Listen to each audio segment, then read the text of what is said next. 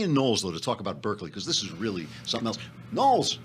What a Klavanless weekend that was. Whoa, that was brutal. Was it not? Michael Knowles, the host of the Michael Knowles Show, which had a Spencer Klavan, no relation. Oh, I think he's related to Richard Spencer.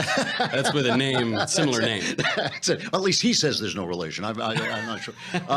And also, you and I are working around the clock to cure the Klavanless weekend. This has been requested for years now, and I think we've got it. We'll finally have the way to avoid the pitfalls and catastrophes of the Klavanless weekend. We have had a breakthrough. We are recording a podcast of my new novel, Another Kingdom, and you are I wrote it, you're performing it. You play this kind of Hollywood guy, right? Well, it's the story of my life. It's this failed Hollywood guy who, can't catch a break. And, ever since my blank book, I think this is the last role I'll ever get in Hollywood, so we really got to make this one count.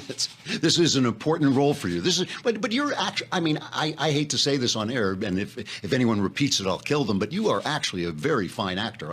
I've seen you play Chekhov, and you're doing a great job on this. And basically, this guy is a nobody, and one day he walks through a door and finds himself not only in another kingdom, this kind of fantasy kingdom filled with ogres and ghouls and all this, but he's also accused of murder. He finds himself on trial for murder. It's a world with ogres and rat-faced ladies and British accents and kings and queens.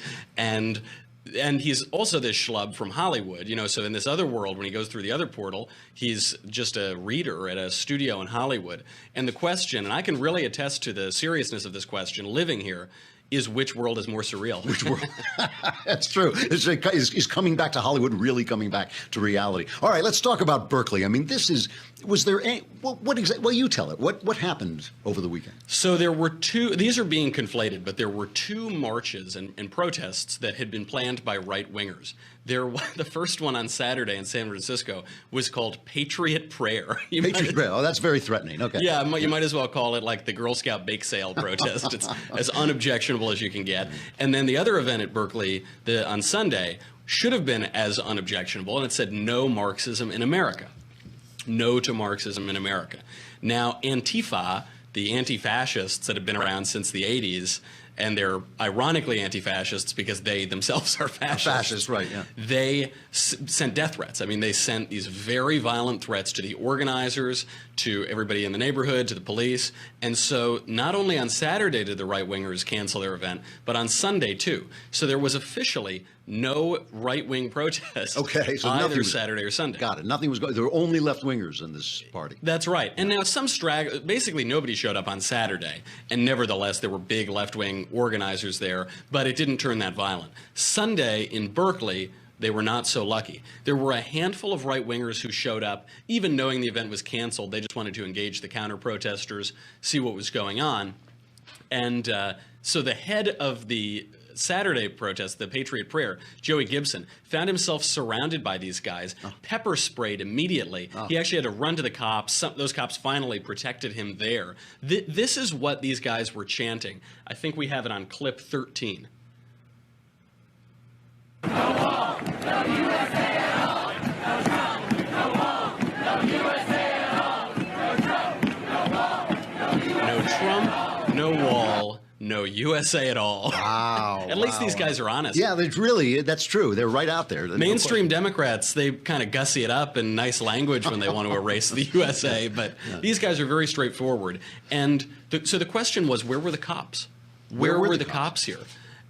We know in Charlottesville, there were reports that the cops stood down, that they didn't do as much as they could have. Here, they admitted to it. Wow. The head of the Berkeley police, Andrew Greenwood, said that the police made a strategic decision to allow the anarchists to enter the park. What was the strategy? Well, the strategy was that they would beat up all the right-wingers so Google wouldn't have to. Are the Berkeley police cowards or collaborators? That's a real question. Yeah. Clearly, there's an order coming from somewhere. It's at least coming from the police chief, and the question is, where else is it coming from? Mm-hmm. We know the politics of Berkeley. We know the people who run that town. So there's a real question. Where is the desire not to shut these criminals and thugs down coming from? And by the way, the real miracle over the weekend is is that the mainstream media came around and realized maybe it's not the best idea to have these guys in our camp. Well, they have been very, I mean, this really bothers me because if a guy in a white hood, white sheet, burns a cross on a lawn and says, I'm for equality, do we believe him? No. Why? Because he's wearing a white sheet and burning a cross on a lawn. A guy in a black mask beats up somebody he disagrees with and says, I'm against fascism. Do we believe him? No, because he's wearing a black mask and beats people up. But the press has basically fallen for these guys. They're literally black shirts, right? Yeah, they're black shirts. Yeah, that's right. And so, but shockingly, and by the way, Antifa has been around for a long time. They've been creating trouble very prominently for years now. Okay. And Washington Post ran a headline today, black-clad Antifa members attack peaceful right-wing demonstrators in Berkeley. Wow, that's in WAPO. I think it's a sign of the apocalypse, the rapture, collect your things, hug your wife. A three-headed calf was also born. Wow. New York Magazine had the headline, Antifa beats up Trump supporters, comma, fuels right-wingers. So they had to get their little jab in there. Yeah. But they're being really honest, and they're explaining in their headline why they're upset that Antifa is beating up Trump supporters. Because it's not that they're doing something wrong, it's that they might energize the right. That's exactly right. Yeah. And the New York Times engaged, I mean, the New York Times, which you rightly call a former newspaper, engaged in some of its finest fake news this weekend. They said in an article about Antifa, quote, Antifa is the backlash to the backlash, a defensive response to the growing presence of right-wing extremism. Antifa's been around in the United States since the 80s. Yeah. They've been organizing under that name since the 90s, but they've been beating up Trump supporters and right-wingers very publicly for years now, for 2 years now. Mm. They then go on in the article. So, Trump got in trouble because he said there are bad people on both sides. Yeah. We should condemn both sides. He was excoriated for this, particularly by the New York Times. And then in their article, they say, so far, there is a fearful symmetry between the far right and Antifa. So they just mimic. They just said the same thing. Exactly. Yeah. Oh man. I mean, and look, they're all the same people. Everybody keeps writing to me and saying it's not fair to call the white supremacists right wingers, which I agree with because the people I know. I mean, everybody who believes that racism is a bad, like you should not treat people according to their race. Every person who believes that is on the right. Right. There are no people on the leftism is racism. Leftism is identity politics. It's racism. It basically lumps people together according to race. So all the non-racists are on the right. But they identify as right. They say they're right. And they voted for Trump. Then they voted for Trump. So, I mean, I think we have to, at least take an extra moment to kick them down the stairs to make sure that we're kicking them out. They don't get up. They don't get out of the house. I agree entirely. Yeah. And they clearly identify as right. I suppose we have to take them at their word for what it's worth. Right. But it's worth remembering, too, these people obviously share left-wing premises, with the white identity, the racial identity politics, but they are an aberration on the right. They are clearly a break from the mainstream of right-wing thought. And everyone focuses on the violence. The neo-Nazi killed that woman in Charlottesville and ran over 19 more. Right. And these lefties, these Antifa, are macing people. They're beating them up. They're sending them to the hospital. But forget the violence. The violence is almost secondary. What's worth pointing out here is that Antifa is the logical conclusion of mainstream left-wing thought. I agree with that. I think that's the suppression of speech. It's the suppression of free ideas and the intimidation by coercion. It's Google, basically. Yeah, that's exactly right. Right down the street from Berkeley. Yeah. Google within the last 3 days has launched the crackdown on right-wingers on YouTube. This is a real thing. This is a real thing happening. I met with them about 2 months ago. I went out there. It was me, Crowder, some Breitbart guys, Heritage Foundation. A lot of right-wingers went to this meeting. And they told us to our face that this would happen. The way that they described it was that there were videos of ISIS on YouTube, and so they wanted to stop it as a recruiting tool, and they were going to work with groups to redirect people from those videos. We now know they're working with the ADL, they're working with the Southern Poverty Law Center, the most absolutely hack-filled left-wing organization in activism, and they are going to redirect people. So you search for a video, let's say you search for, I don't know, the Michael Knowles Show, for instance, or some Daily Wire video, and they theoretically could redirect you to a left-wing video that would debunk the claims made in the extremist one. Really? So so you will search for one thing, but they will give you what they want you to know.